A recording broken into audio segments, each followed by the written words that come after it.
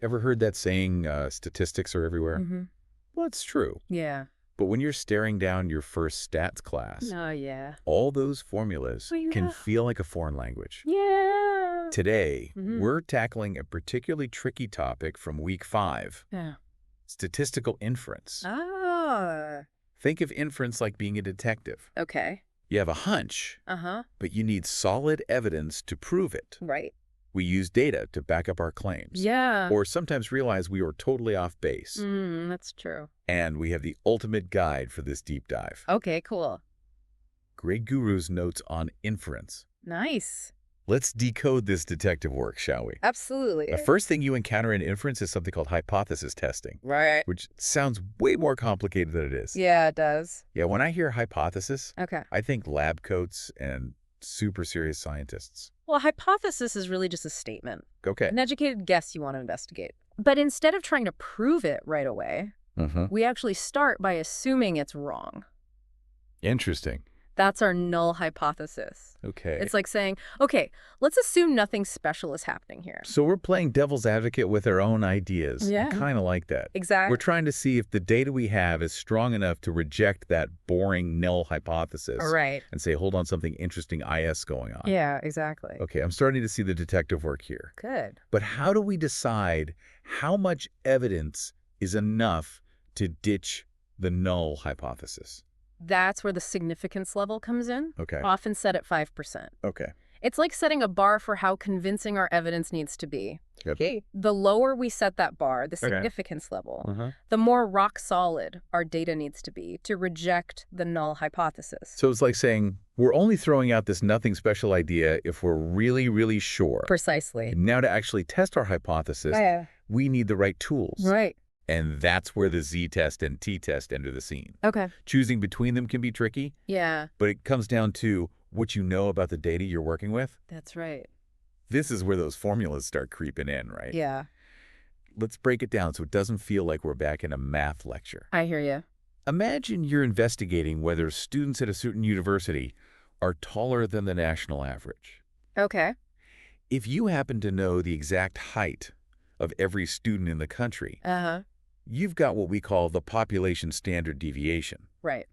In those rare cases, Yeah. you'd use a z-test. Exactly. But in the real world, we rarely have data on a whole population, right? Right. Usually we're dealing with a smaller sample, like measuring the height of, say, 100 students from that university. And that's when the t-test comes in handy. That's right. So t-test for smaller samples, Yep. z-test if we know everything about the whole group. Exactly. Got it. But both tests are ultimately trying to do the same thing right. Exactly. They both help us calculate a test statistic, a number that tells us how far off our sample is from what the null hypothesis would predict. Right. The bigger that difference, the more likely we are to say, this isn't just random chance something's up. Exactly. Okay. I'm feeling pretty good about hypothesis testing and choosing the right test. Okay, good. But even the best detectives make mistakes. Right. What happens when we get it wrong in stats? That's where we talk about type I and type 2 errors. Okay. Think of them like this. Type I is like convicting an innocent person, rejecting the null hypothesis when it's actually true. Okay. Type 2 is letting the guilty go free. Interesting. Failing to reject the null hypothesis when it's actually false. Ooh, those are good analogies. Thanks. So with type I, we're basically jumping to conclusions based on our data. Right. And with type 2, we're missing the real story because we didn't have enough evidence. You nailed it. And there's always a balance between these two types of errors. Yeah. It's a bit like setting the sensitivity on a metal detector. Exactly. If you crank it up too high, you might get false alarms, type I. Right. But if it's too low, you might miss the buried treasure altogether, type 2. Yeah. I like that. Good. So how do we make sure our statistical metal detector is working properly? That's where the power of a test comes in. Okay. It's all about maximizing our chances of finding a real effect, like making sure our metal detector can pick up even those tiny gold nuggets. Okay, so a powerful test is like having a super sensitive metal detector. Exactly. I'm getting the hang of this. Good. What factors affect the power of a test? Several things, actually. Okay. Having a larger sample size is key. Okay. Think of it like searching a wider area with your metal detector. You're more likely to find something. Makes sense. Yeah. What about the significance level we talked about earlier? Does that play a role? It does. Raising the significance level slightly can increase power. Okay. But there's a trade-off. Okay. Remember, those type-I errors, false positives. Yeah. Increasing the significance level also makes us more likely to jump to conclusions. Right. It's that balance between being cautious and making sure we don't miss anything important. Exactly. And another factor is the variability in the data itself. Right. The less noise there is in our measurements, the easier it is to detect a true signal. Yeah. Because a larger sample size, carefully chosen significance level, and less variability all contribute to a more powerful test. Exactly. It's like fine-tuning our detective work. Right. Now are you ready to put all this knowledge into practice? Absolutely. Let's see how these concepts play out in real-world scenarios. Okay. GradeGuru's notes have some excellent examples. Perfect. The first one asks, do students at a certain university finish their degrees faster than the national average of 4 years? Okay. To answer this, we need to know the average graduation time for students at that university. Right. And the national standard deviation for graduation times. Right. And luckily, this example provides both. Okay, cool. It tells us the national standard deviation is 6 months. Okay. So what kind of tests should we use here? Well, we know the population standard deviation. Okay. So it sounds like a z-test is the way to go. Right on.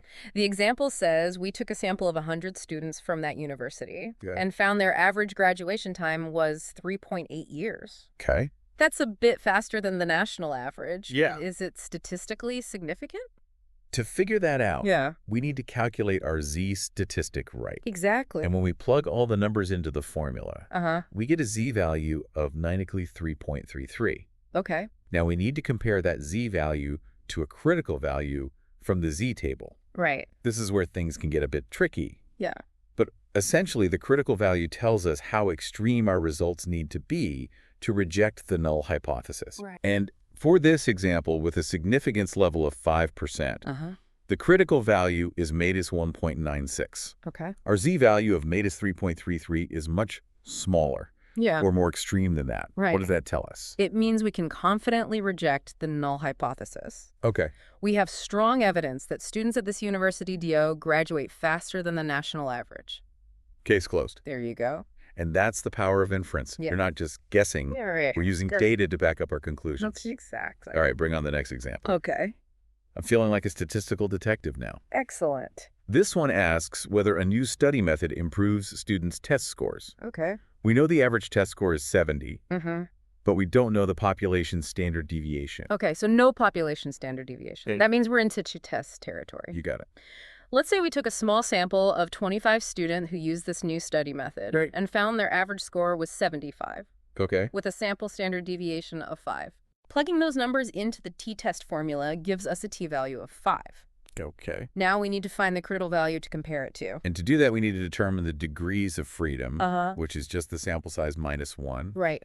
In this case, it would be 24. Correct. So we look up the critical value for a one-tailed p-test with 24 degrees of freedom Right. and a significance level of 5%. Okay. What does the table say? The critical value is about 1.71. Okay. Our calculated t-value of 5 is much larger than that.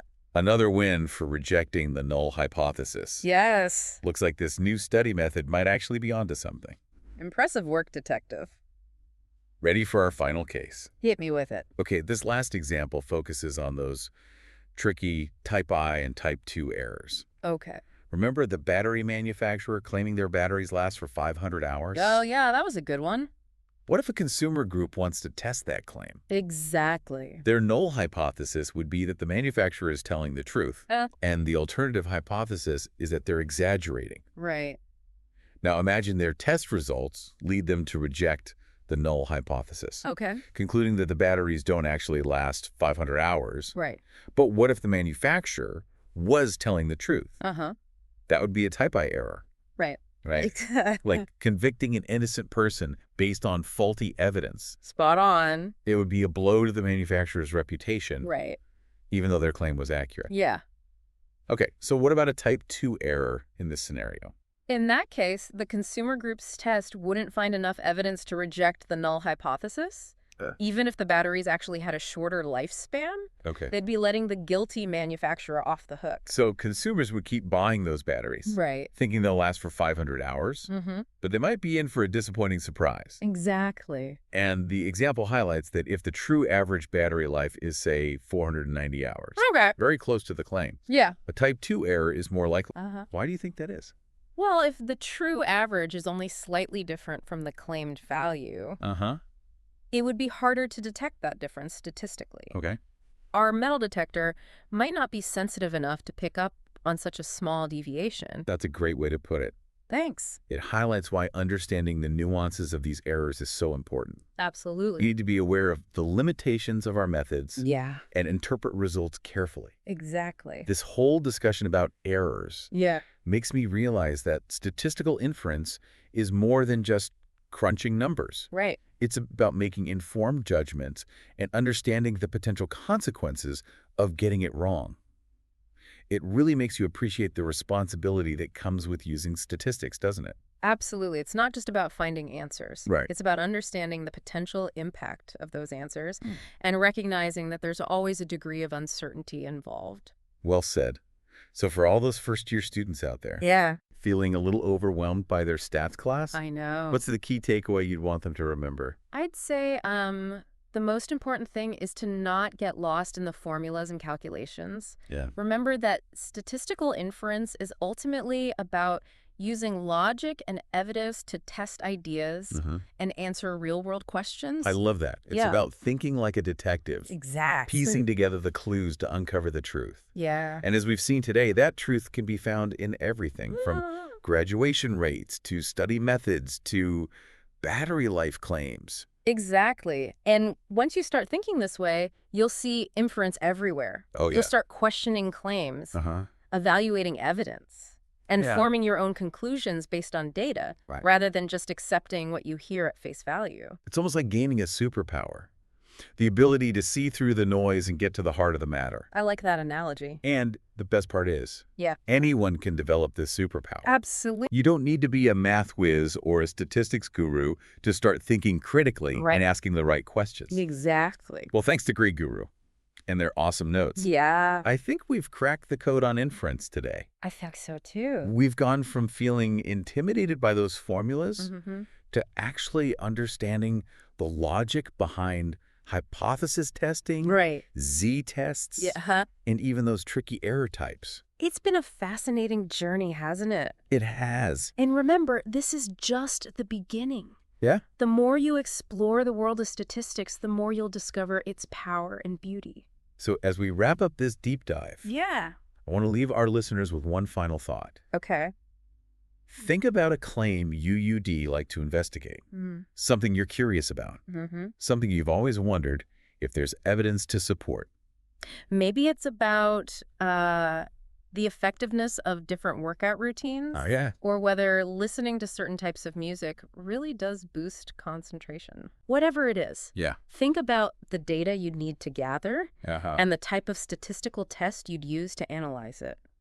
Who knows, this deep dive might have just sparked a research project. It could. Or at least given you a new lens through which to view the world. Because at the end of the day, statistics isn't just about numbers. It's about curiosity, critical thinking, and using evidence to make informed decisions in all aspects of our lives.